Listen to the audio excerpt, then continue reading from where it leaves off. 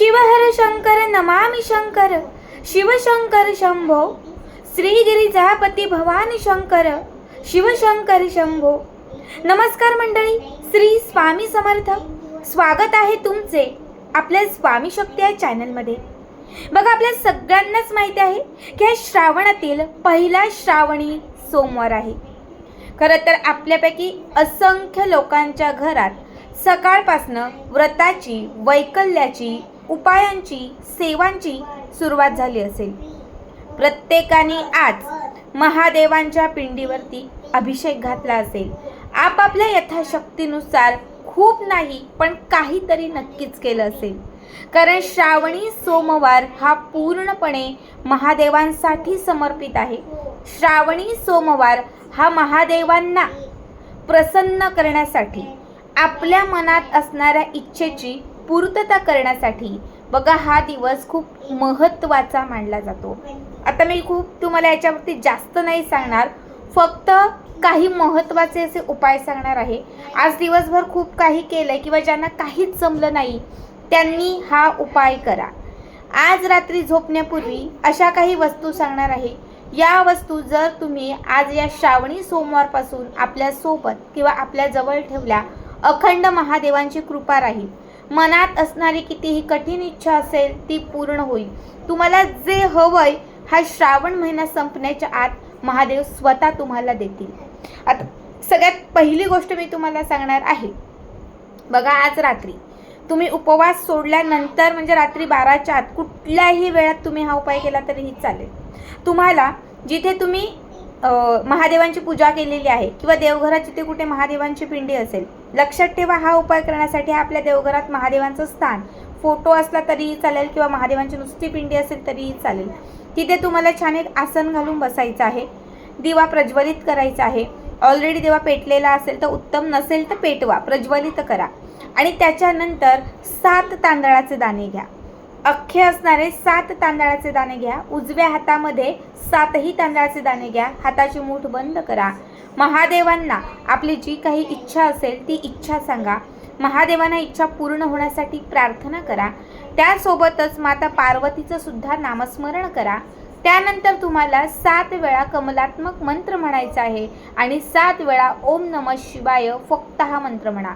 7 वेळा कमलात्मक मंत्र, 7 वेळा ओम नमः शिवाय. आता हे 7ही तांदूळ महादेवांच्या पिंडीला स्पर्श करा किंवा महादेवांच्या फोटोला हाताच्याच मुठीने ते स्पर्श करा. हे 7ही तांदळाचे दाणे एक छोटंसं कागद घ्या. कुठल्याही, काळं सोडून कुठल्याही रंगाचा कागद चालेल. त्या कागदावर सगळ्यात आधी आपली इच्छा लिहा. व्यवसाय, धनप्राप्ती, संतानप्राप्ती, विवाह असेल, कर्जमुक्ती असेल, काही पण जी इच्छा असेल ती इच्छा आपली त्या कागदावरती लिहा. 7ही तांदळाचे दाणे छान त्याच्यावरती ठेवा आणि कागदाची पुडी करा. आता तयार केलेली ही पुडी रात्री झोपताना उशीखाली ठेवा आणि सकाळी उठल्यानंतर ती देवघरात ठेवा. संपूर्ण श्रावण महिना संपेपर्यंत ही पुडी आपल्या सोबतच ठेवा. म्हणजे रात्री झोपताना उशीखाली, सकाळी उठलात की ती देवघरामध्ये ठेवा. तुम्हाला सांगते, तुमची एखादी इच्छा 10 वर्षात पण पूर्ण होणार नसेल, जे तुम्हाला मिळणार पण नसेल, ते तुम्हाला हा श्रावण महिना संपण्याच्या आत मिळाल्याशिवाय राहणार नाही. बऱ्याच वेळा आपली लहान मुलं असतील तर ती रडतात, झोपेतून जागे होतात, दचकतात, भीती वाटते, मुलं खूप हट्टीपणा करतात, चिडचिडपणा करतात. अशा प्रत्येक आईने 2 लवंगा घ्या. फुलवाले अख्ख्या 2 लवंगा घ्या.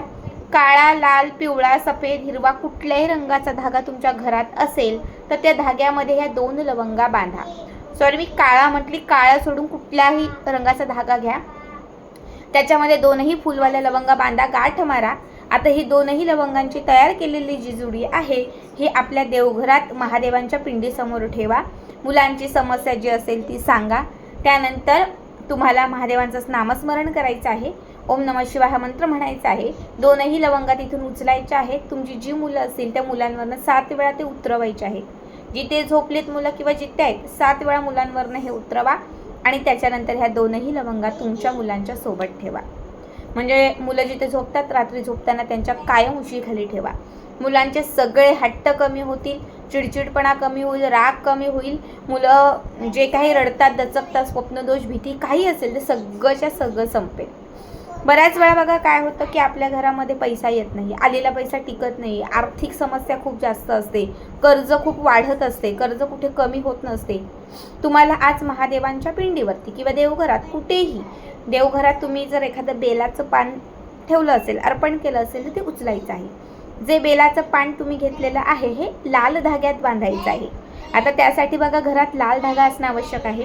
लाल धागा घेऊन बेलाच्या पानाचा जो देठाचा भाग असतो, जो दांडा असतो, आपण पकडतो, पान नाही तर पानाच्या देठाचा भाग, त्याला हा लाल धागा 7 वेळा बांधायचा आहे आणि 7व्या वेळी गाठ मारून हे बेलाचं पान आज या श्रावणी सोमवारच्या दिवशी तुम्हाला तुमच्या कपाटात किंवा तिजोरीत ठेवायचं आहे.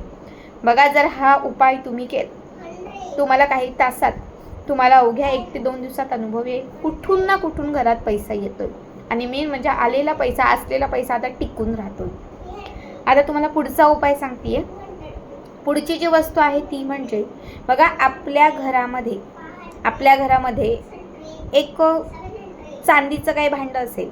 आता प्रत्येकाकडे असेल असं नाही चांदीचं भांडं तर पितळ, नाही तर तांबा. असं तांबं, पितळ, चांदी कुठलंही एखादं भांडं किंवा एखादा लोटा, तांब्या, छोटी वाटी पण असेल चालेल, ते घ्या. आधी चांदी बघा नसेल तर पितळ बघा नसेल तर मग तांब्या घ्या. तांब्या पण नसेल त्याने स्टीलचं एक छोटं भांडं घ्या आणि त्याच्यामध्ये पाणी ठेवा. थोडंसं पाणी, पिण्याचं जे योग्य पाणी असेल छान ते पाणी ठेवा. हा लोटा देवघराच्या समोर, महादेवांच्या समोर किंवा महादेवांचा फोटो असेल तर त्याच्यासमोर आपल्या देवघरामध्ये ठेवा आणि त्याच्यामध्ये एक बेलपत्र टाका. एक बेलपत्र त्याच्यामध्ये टाका. हे बेलाचं पान टाकत असताना महादेवांना आपली समस्या सांगा. कुठली पण, कर्जमुक्ती, आर्थिक, काही पण जे असेल ते महादेवांना फक्त सांगा. कुठली इच्छा असेल तर ते सांगा. घरात पॉझिटिव्हिटी नसेल तर ते सांगा. भांडणं असेल ते सांगा. जे काही सांगायचं ते महादेवांना सांगा आणि ते बेल त्याच्यामध्ये टाका. रात्रभर हा लोटा आणि त्याच्यात टाकलेलं बेलपत्र महादेवांच्या समोर देवघरातच ठेवा. सकाळी उठून अंघोळ केली, तुमचं जे काही नित्यनियमाचं आहे, देवघरात दिवा वगैरे लावला की त्याच्यानंतर ते भांडं उचला. आता तुम्ही जेव्हा ते मंदिरात ठेवाल आणि जेव्हा तुम्ही महादेवांचं नामस्मरण कराल, जेव्हा त्यात बेल टाकाल तेव्हा त्याचं तीर्थ होईल. त्या पाण्याचं रात्रीमध्ये तीर्थ बनणार. आता हे तीर्थ घरातल्या सगळ्या प्रत्येक कोपऱ्यामध्ये शिंपडा. घरात जे लोक आजारी आहेत त्यांना थोडं, घरात छोटी मुलं आहेत, घरात जेवढे लोक आहेत प्रत्येकाला थोडं थोडं ते प्यायला द्या. घरात पॉझिटिव्हिटी राहील, भांडणं कमी होतील, आजारपण निघून जाईल. घरात कायम तुम्हाला सकारात्मकता दिसेल. खूप साधे सोपे उपाय आहेत हे, पण हे केले तर खूप चांगला त्याचा अनुभव आहे. बघा नक्की करा आणि आजचा व्हिडिओ कसा वाटला कमेंट करा. श्री स्वामी समर्थ. जय जय स्वामी समर्थ.